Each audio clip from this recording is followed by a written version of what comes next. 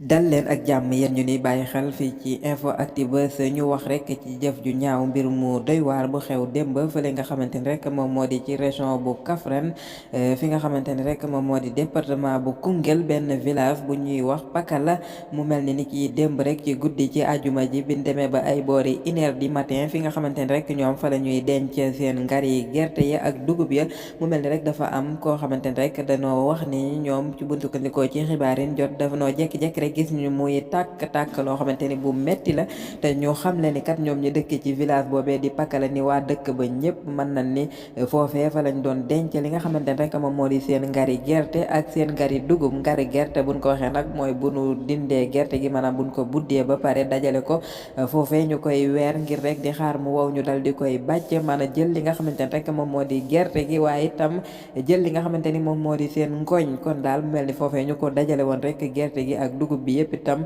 dafa mel ni rek am na koo xamante ni daal mën nañ koo tuddee defkatu ñaawteef bu fa jaar rek dal di koy lakk ni ki démb ci guddi gi buñ xamalee buñ sukkandikoo ci xibaar yi nga xamante ni rek jot nañ ko bi nga xamante ni rek ay 1 heure du matin jot na mu mujj diire sax diir boo xamante ni bu yàgg la maanaam jamono ji nga xamante ni tàkk na ko jërë ngeen jëf mbokki info actu buzz wi leen di amoon actif